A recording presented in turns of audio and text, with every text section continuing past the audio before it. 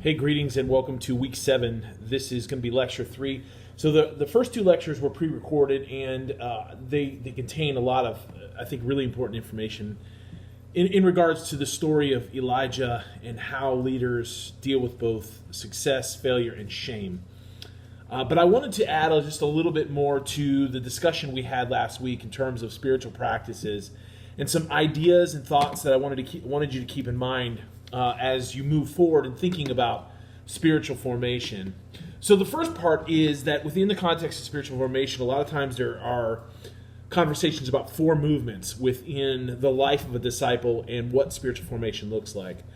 The first of which is obedience, that the goal of spiritual formation at the outset is to help someone who is coming into a relationship with Christ learn to live obediently to the call of Christ upon their lives. So it's I think at its most elementary level, the spiritual formative walk is do because I say, right? And that may be in regards to just how we understand the nature of maturity and growth overall. But I don't think any of us ultimately want to land in the place where the only reason we do what we do is because we've been told to do it.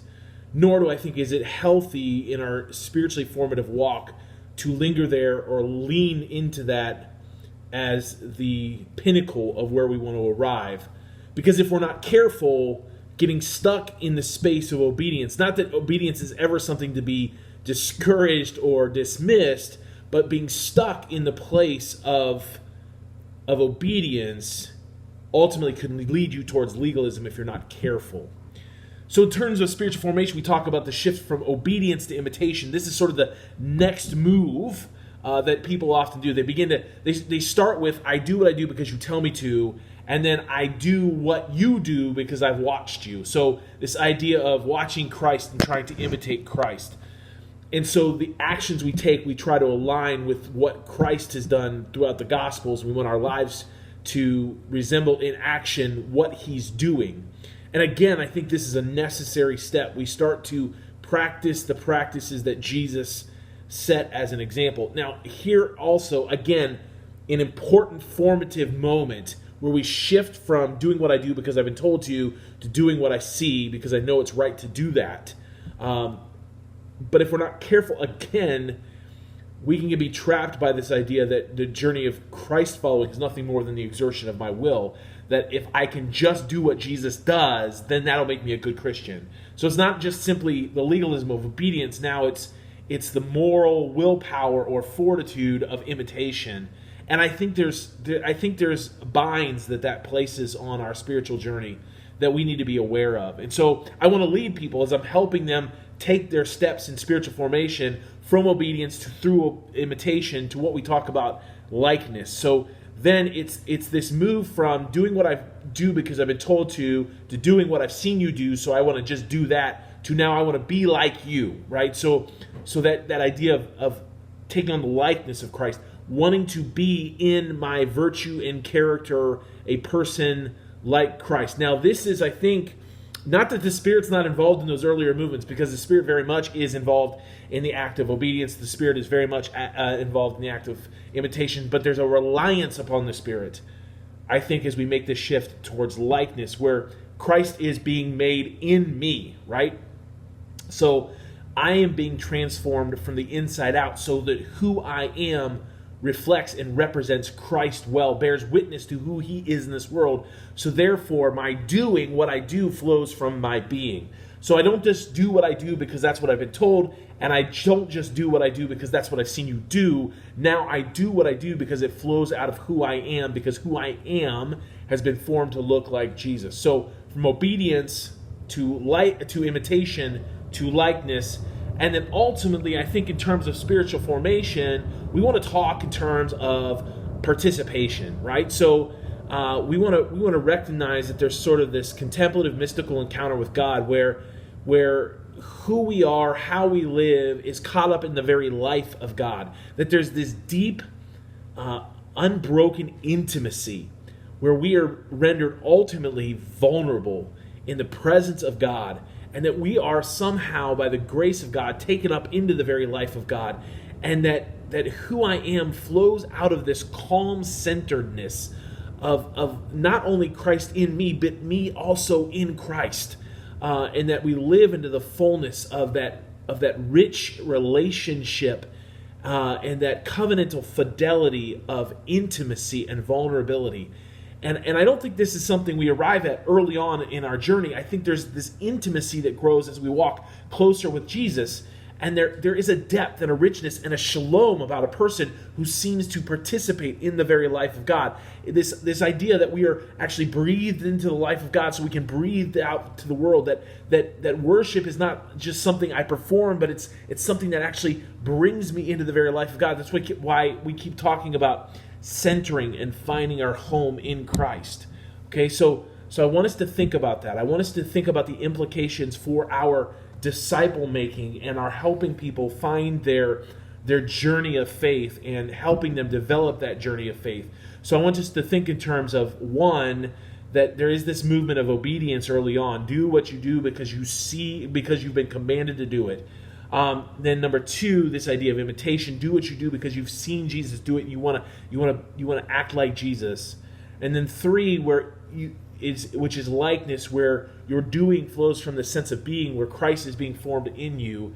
And then in the fourth sort of movement and stage in this journey is this idea of participation, where we're actually caught up in the very life of God, and who we are, how we live, how we act is resonating with the very life of God as it's being breathed out into the world. And there's a bit of shalom, this aura of peace that comes with that. Now, there's three other words that I want to talk about in terms of spiritual formation, and the one word is acedia, acedia, and it's this word that is often used to describe distraction or lack of focus. One who can't stay close and draw near to Jesus for any length of period of time because they're constantly being pulled away or fragmented by other interests, other desires, other items and things.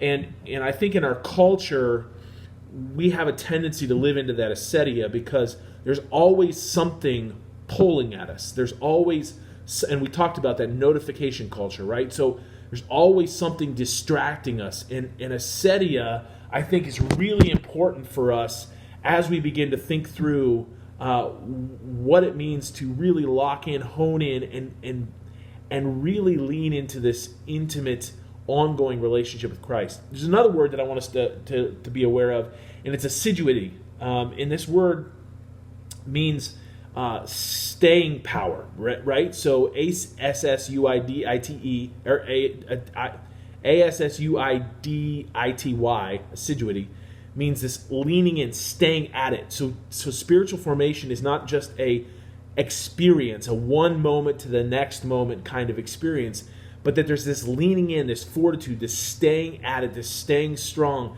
this persistence in pursuit. And I love that kind of language. There's a persistence in pursuit of Jesus that I think bears the fruit from the spiritually formative practices that you and I engage in. And the last word is compunction. And compunction, according to monastic thought, is this idea of being spiritually sensitive to the work of God, the work of Jesus, the work of the Spirit in our lives, and being spiritually attuned to, right? And again, I don't think this comes just naturally at the outset. I think this is developed over time, and I think what happens is the more intimate our relationship becomes with Christ, the more aware and apparent we are of where Christ is in the moments that he is in with us, and as we're living that out every single day. And so I want to live this life of compunctions, this life of spiritual sensitivity that is also assiduous, which means I'm leaning in, I'm staying the course. I'm not giving up and I'm not giving in. Those are just some of the words that I wanted us to think about, because I wanted to think about the journey of spiritual formation. Now, all of this we can relate very easily, I think, to the idea of Wesleyan holiness, this idea of sanctification, because we recognize that there is this initial sanctification that then enables us to live faithfully for Jesus. But then we sort of wait upon this. As we consecrate, we begin to wait upon this entire sanctification, this whole movement of God upon our lives, where something changes significantly and we're being reformed internally, so that our external actions reflect this internal change at a substantial level, and that it enables us to love God and love neighbor with all of our heart, mind, strength, and soul, where love becomes the mandate for our lives. And I think that comes through our participation in the life of this loving God. So I think all of these words that we've been talking about can very much and easily be related to the holiness tradition that we as the Olivet Nazarene University are a part of. So I just want to share a few of those things with you. Next week, I'm gonna spend a little bit more time talking to us about spiritual direction and some of the other spiritual practices. But I wanted you to lean into the first 2 lectures and then this one as we move into this last week, and then I'm going to sort of use the last week to sort of clarify anything that I feel like has been left open. And then you're going to also be reading the resilience factor as well.